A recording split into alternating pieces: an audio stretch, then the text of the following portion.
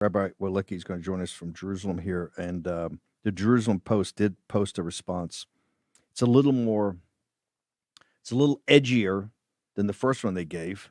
In response to Trump's, and I'm quoting the Jerusalem Post, in response to Trump's statements, the central headquarters of the Iranian armed forces said that it will fully close the Strait of Hormuz if, and I quote here, America's threats regarding Iran's power plants are implemented, unquote. President's given them now a little over 24 hours. He put it out on Truth Social the other day at 4:45 p.m. Eastern Daylight Time, gave him 48 hours. It's going to be fully open, or you're going to pay the price, and we're taking down your entire energy and electric infrastructure. You just heard back from, I guess the question people have, are they a cornered rat or are they a cornered grizzly? Rabbi, first off, Israel, Jerusalem taking a kind of a pounding. What's the report? What's the sit rep on how the people in Israel are doing? Well, the people in Israel are resilient, and everyone is. I've never seen so much discipline in terms of going to the bomb shelters, we get these pre-warnings when there's missiles on the way, and then air raid sirens in whatever region they're going to land in, and everyone goes to the bomb shelters. And that's why, despite all of the rocket attacks and even a lot of hits in the last few days, the casualty numbers have been quite low. In terms of deaths, they're extremely low. I think we had 1 or 2 deaths in the last over the weekend, and that was the first deaths in a while. Although there have been hundreds who've been wounded since it's now Hezbollah and Iran together with coordinated salvos, all at the same time, and they're also using cluster munitions, which are obviously much more difficult to intercept because they split into so many different rockets. So, and again, let's just remind ourselves again that they specifically are always targeting civilian targets. We're okay. We get the air raid sirens, go into the safe room, got some snacks in there, waited out. And it's an interesting atmosphere in Israel because while all that is going on, there's actually a sense of kind of satisfaction and even relief that we're actually doing this war on terms that are beneficial to us, because we've always known for years, decades, that at some point in the future there was going to be a big war with the Iranians, and the only question was, how bad would it be? What would the conditions be? And so there's a real sense that when we get on the other side of this, we will finally, for the first time in decades, not be living under the threat of this Iranian regime as we have been for so long. Well, the you talk about civilians. Correct me if I'm wrong, but 2 Saturdays ago there was essentially a firebombing or equivalent of firebombing of oil facilities, storage facilities in Tehran against a standing order of the commander in chief, and we heard a whole lot of hand waving about that. But civilians have been targeted in Tehran. They've got civilian casualties. They're not putting out the number of civilian casualties to keep down the thing, but do you believe, and Bibi talked about this yesterday, is there actually a belief in Israel right now by any of the citizens in Israel that there's going to be an uprising against this regime by the Persian people? Or have we turned this into, now they're all Persians and it's a nationalist campaign of the Persians versus Israel in the United States and all the West? What? No, not at all. I mean, there will absolutely be an uprising by the Persian people, but they haven't been called back out into the streets yet, not by Trump, not by Netanyahu, not by anyone else or whatever, the crown prince or whoever else they would listen to. They haven't been called back out into the streets yet, and there's no reason for them to come back out into the streets. They've actually been told to hold off. It's simple math. So long as the IRGC and the besieged forces are being degraded day by day, and they are, there's no reason for the people to come out. There's no rush for them to come out into the streets. The worst thing that could happen in this war for the Iranian people is for them to come out into the streets before the Basij and the IRGC are weakened, and while they would still have the ability to suppress the protests and to kill more people, that would be the worst case scenario. It would set everything back. So the people are staying in their homes until maximum degradation of the IRGC and the besieged forces. That's what's going on now. But hang on, Admiral Cooper. It couldn't be clearer. Except for the first couple of days of the war, when there was talk of unconditional surrender, and one of the war's objectives was no power projection against their own people. It's always been the bullet point above that's always been power, degrade their power ability for power projection against entities, nations in the region, being both Israel and our Arab allies in quotes. That's Admiral Cooper couldn't be clearer. The last 2 weeks of briefings specifically exclude power projection against their own people. So if that's not an objective on the declawing and defanging, and clearly it's not because it's not talked about. How are they supposed to think about it? Because when they hear this, how are they supposed to think about it as, oh, they're doing against the allies, but they're not going to actually they can't get by air all these bad hombres. And so there's no chance that we're going to have a chance to go into the streets, sir. Well, the Israelis have been talking about it. Our officials have been talking about it nonstop. That what the Israelis are focused on now, well, the Americans are, we really have multiple wars going on. There's what's going on in the Persian Gulf and the Straits of Hormuz, which is much more the American arena. And what the Israelis have been busy with is degrading the Basij and the IRGC, hitting their targets and knocking out their command centers, knocking out their bases, knocking out their leadership with these targeted hits.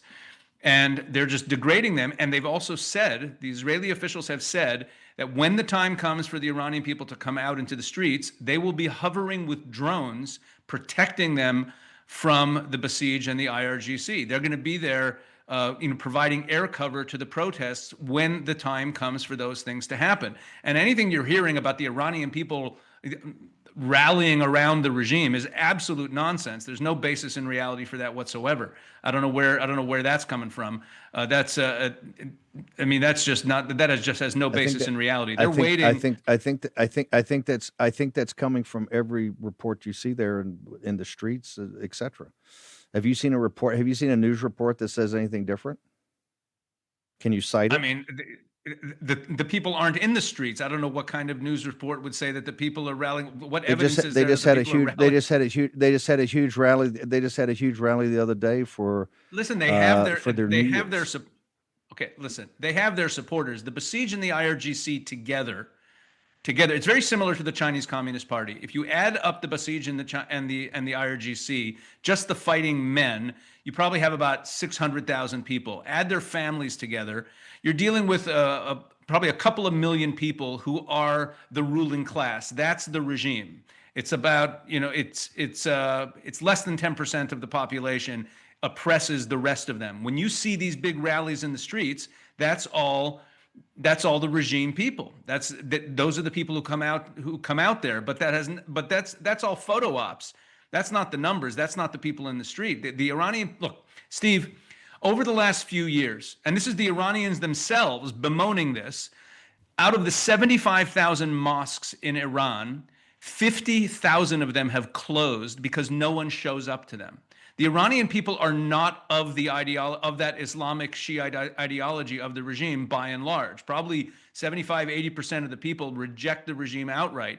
They will come out into the streets as they have in the past, but this time there's no reason for them to, while this war is still ongoing from the air with the leadership of these forces being degraded.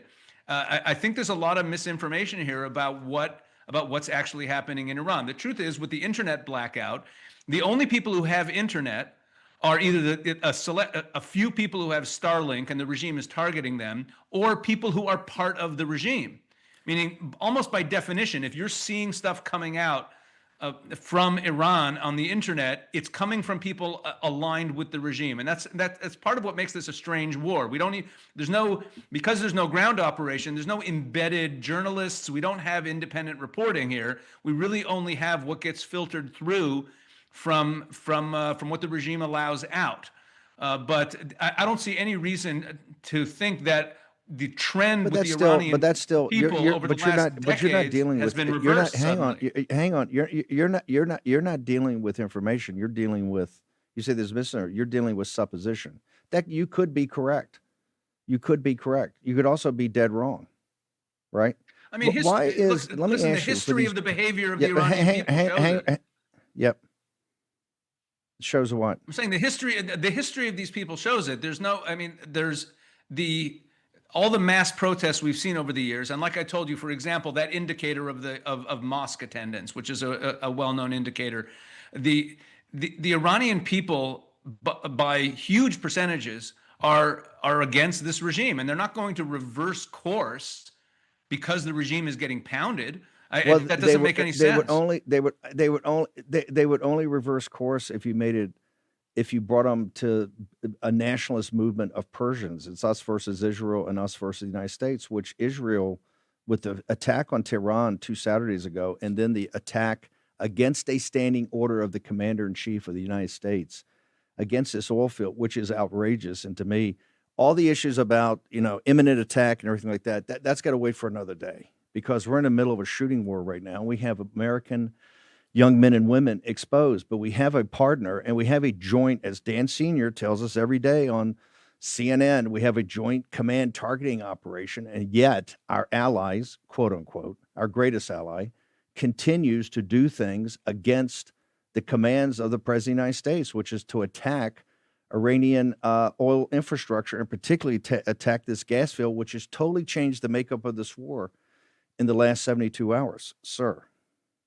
Well, Steve, it depends what we pick and choose to believe. When Axios first reported it, they wrote explicitly, behind the scenes, 2 Israeli and U.S. officials said the strike on the gas facility was coordinated between the Israeli Prime Minister's office and the White House. That's a quote from Axios when it was first reported. The Wall Street Journal reported the same thing. And then afterwards, it was said, no, it was just the Israelis, and Trump was upset. But unlike, I wouldn't say this is the same thing as what happened in June, where Trump was actually dropped an F-bomb and was really upset at the Israelis for continuing after that ceasefire. This is not the same thing. Trump 2 days later made a similar threat to them. I don't think it's out of the question that there was a game of good cop, bad cop going on here. Hang on. That's how it was reported. I see. You're saying what Axios first said was reported, and then the President of the United States came out and said clearly, I don't know what you're talking about.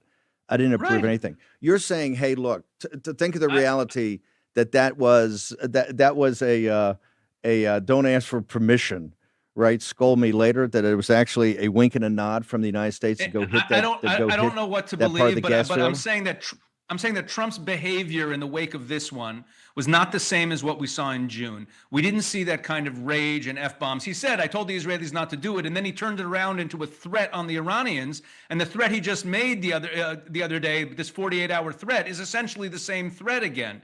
So I think it's not out of the question that this, especially considering the level of coordination here, the Israelis are not fools. Why would they, at this stage of the war, why would they risk blowing up the relationship with President Trump at a time like that? It makes no sense. I think it is entirely possible. And again, Axios is saying that they spoke to people in the Trump administration who said they knew. Hang on, it's very simple, because there are strong elements in the United States and the American government looking for an off-ramp, and Israel doesn't want an off-ramp. They want to stick to the bitter end. Hang on, Rabbi, we're going to get right back to you. We're going to talk about what's happening in Lebanon